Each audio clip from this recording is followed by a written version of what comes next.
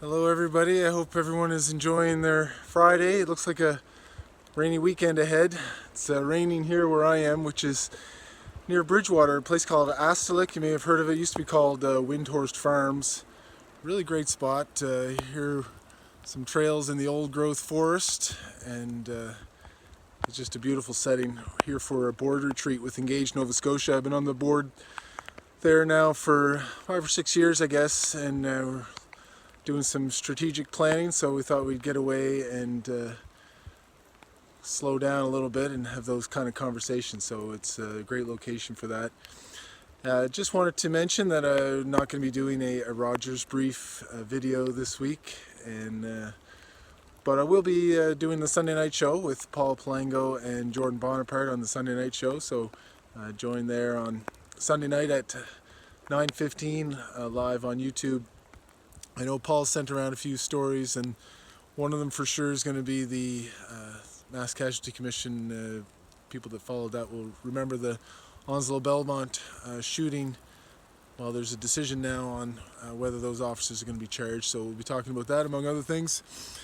The politically, this week has been the foreign interference inquiry with the Prime Minister, several of his top ministers testifying.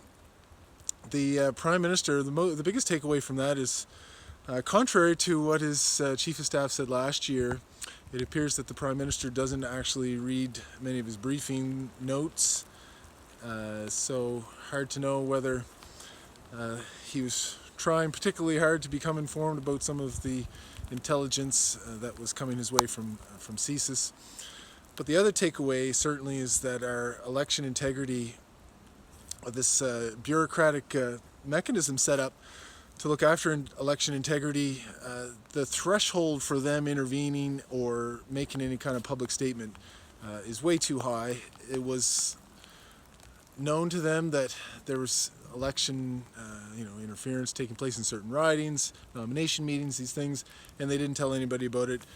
Their threshold is that if it affects the fairness of the election nationally, then they would say something. Well, that's a pretty high bar to reach, and so I think probably deliberately set that high, and that certainly needs to change if we're going to take our elections seriously. The other thing I'm watching is all these pre-budget announcements of funding for this and that. I noticed, well, first of all, the amount of money that's going out in the billions from this government that's announcing all of these initiatives when they're at 20% in the polls is just, it seems wrong to me. The amount of spending that they're doing is, it's an echo of the pandemic time when there was just billions going out the door with very little oversight, and that's what's led to the inflationary pressures that we're seeing today throughout the economy, throughout all the basic needs that people have. So I think that is a problem in itself. Specifically, this defense initiative that went out, and a paper on the defense strategy of the government. I was looking from the perspective of having been counsel in the Desmond Inquiry and read, and there for the report.